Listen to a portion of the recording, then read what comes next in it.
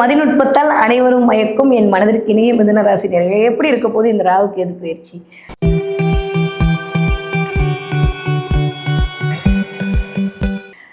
சனி வேற 10ல் வந்துருச்சுன்றாங்க, 10வது குரு வேற தலைக்கு மேலே வந்துருச்சுன்றாங்க, பேய் இருக்குன்றாங்க, பிசாசு இருக்குன்றாங்க, மாதிரி ஏதாவது ஒன்று ஓடிக்கிட்டே இருக்கும்.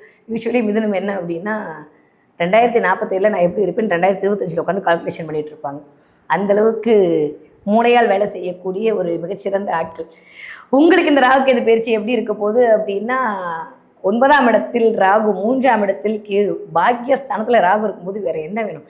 என்னதான் சனி உட்காந்து அக்கௌண்ட்ஸ் ஆகிட்ட பார்க்குறதுக்கு ரெடியாக இருந்தாலும், என்னதான் தலைக்கு மேலே குரு வந்து உங்களை இயக்குவதற்கு ரெடியாக இருந்தாலும், 9ஆம் இடத்தில் அமர்ந்திருக்கக்கூடிய ராகு உங்களுடைய பூர்வ புண்ணியத்தை, உங்களுடைய பாக்கியத்தை எல்லாம் அள்ளி கொடுக்கக்கூடிய தன்மையில் ரொம்ப அழகாக இயங்க போகிறார் அப்படின்னு தான் சொல்லணும். ஒரு வருஷ காலம் குருவோட பார்வை சூப்பராக இருக்குது, ஒரு வருஷ காலம் சனியோட தன்மையும் ரொம்ப நல்லா இருக்குது. இயல்பாகவே வந்து இந்த உபயஜயஸ்தானங்கள்னு சொல்லக்கூடிய இந்த மிதுனமாகட்டும், கன்னியாகட்டும், தனுசுவாகட்டும், மீனமாகட்டும், இந்த 4 இடத்துல குரு அமரும் பொழுது குருவால் மிகப்பெரிய கெடுதல் அப்படின்றது வரப்போகிறதே இல்லைன்றதான் உண்மை. அந்த வகையில் பார்க்கும்போது இந்த 10ஆம் இடத்து சனி உங்களை வந்து பதவியை பறிப்பார். 10ஆம் இடத்து சனி பதவியில் உங்களுக்கு ஒரு மாற்றத்தை கொடுப்பார். இப்போ மிகச்சிறந்த பதவி உயர்வு அப்படின்றதான் மிதுன ராசிக்காரர்களுக்கு இந்த தடவை நிகழப்போகிறது அப்படின்றதான் உண்மை. 10ஆவதுக்கு அதுக்கு ஆமேன் அப்படின்னு சொல்கிறதுக்கு ராகுவும் வந்து இந்த பக்கம் சப்போர்ட் பண்ணுறதுக்கு ரெடியாக இருக்கார்.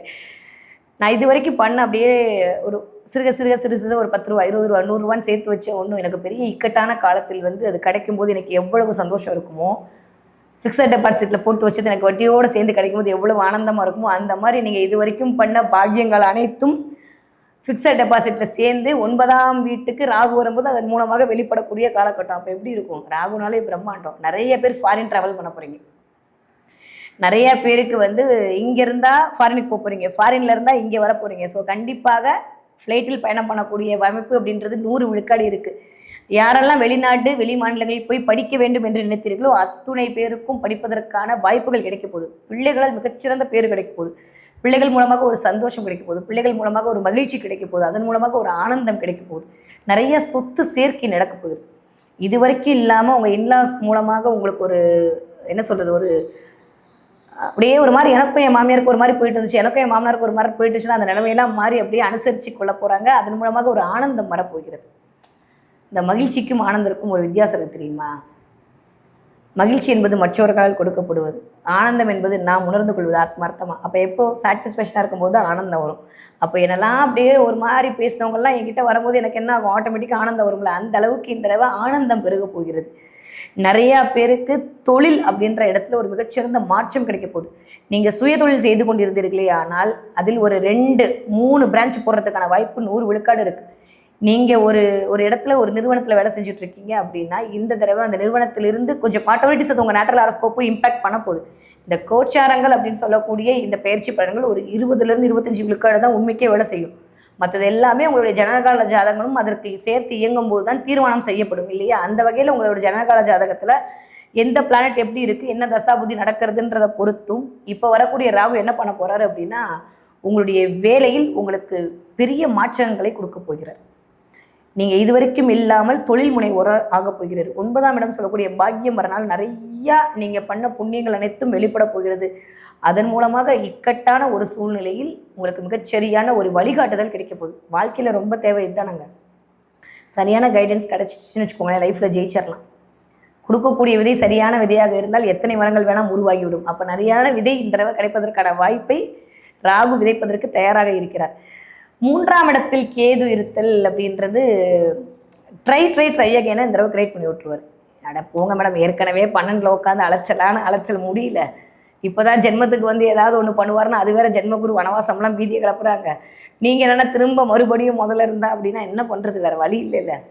யார் கடவுளை ரொம்ப பிடிக்குமோ அவங்கள தான் சோதிப்பாராமா. அந்த மாதிரி இந்த தடவை 3ஆம் இடத்துல வந்து கேது உட்காரும்போது முயற்சி அப்படின்ற இடத்துல எகெயின் திரும்ப மேற்கொள்ள வேண்டிய தனம் தான் இருக்கும். அது கரெக்டு தானே? திரும்ப பண்ணும்போது ஒரு தடவை சரியாட்டு அடுத்த தடவை சக்ஸஸ் ஆகிறதுக்கான வாய்ப்பெல்லாம் கொடுத்து விடும். அதே மாதிரி 3ஆம் இடம் சொல்கிறது இளைய சகோதரம்.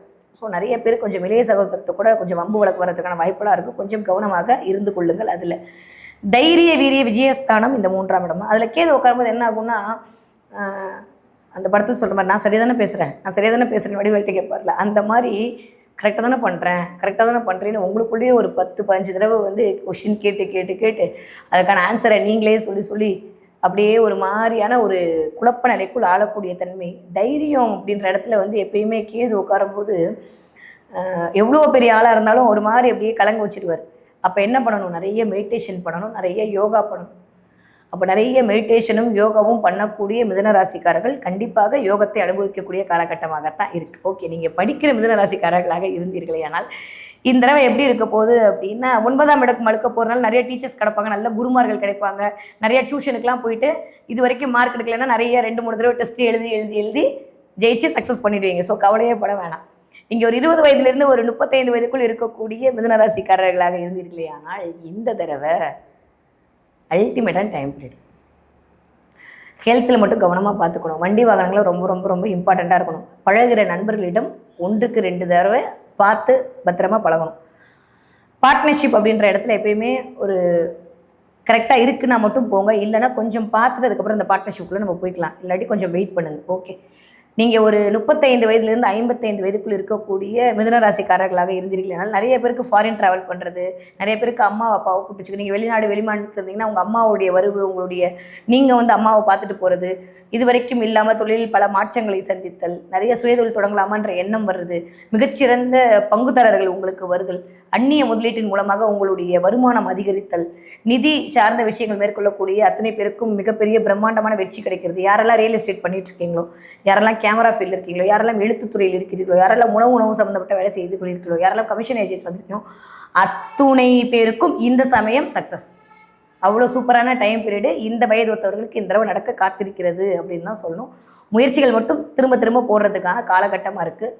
அதை மட்டும் ஒரு தடவை பார்த்துக்கோங்க. நீங்கள் ஒரு 55 வயதை தாண்டிய மிதுன ராசிக்காரர்களாக இருந்தீர்களே ஆனால் உடல் ஆரோக்கியத்தில் கண்டிப்பான கவனம் தேவை. கொஞ்சம் இஎன்டி பிரச்சனை வருது, கழுத்து சம்மந்தப்பட்ட இடத்துல பிரச்சனை வருது, கொஞ்சம் வந்து மூச்சு வர்றதில் கொஞ்சம் சிரமப்படுறது, இந்த மாதிரியான வேலையெல்லாம் வந்து நடக்கிறதுக்கான வாய்ப்பு கேது உருவாக்கி கொடுப்பார். அதனால் அதில் கொஞ்சம் கவனமாக இருந்து கொள்ளுங்கள். முடியும்னா ஒரு தடவை மெடிக்கல் செக்அப் பண்ணிட்டு வர்றது அப்படின்றது மிகச்சிறந்த. ஓகே, முடியும்னா எல்லாருக்குமான ஒரே பலன் மிதுன ராசிக்காரர்கள் இந்த தடவை ரத்த தானம் கொடுங்க. நீங்கள் ஒரு தடவை ரத்த தானம் கொடுத்து விட்டு செவ்வாயை தொட்டு விட்டு வந்துவிட்டால் மிகப்பெரிய இழப்புகளிலிருந்து கேதுவுடைய தேவையில்லாத அந்த லீலைகளிலிருந்து தப்பித்துக் கொள்ளலாம். ஓகே, என்ன தெய்வத்தை நான் வழிபாடு செய்தால் இந்த தடவை எனக்கு சக்ஸஸ் கிடைக்கும் அப்படின்னா, நாளை என்பது நரசிம்மருக்கு இல்லைன்னு சொல்லுவாங்க. அப்போ நரசிம்மருடைய வழிபாடு மிதுன ராசிக்காரர்களுக்கு மிகச்சிறந்த ஏற்றத்தையும் மாற்றத்தையும் தரக்கூடிய வழிபாடாக இருக்கும். அதுவும் புதன்கிழமை ஒரு பானகம் வைத்து நைவேத்தியம் பண்ணி நீங்களும் குடிச்சு வீட்டில் இருக்கவங்களுக்கு கொடுத்து பாருங்கள். நரசிம்மருடைய அருளால் நன்மைகள் மட்டுமே நடக்கும்.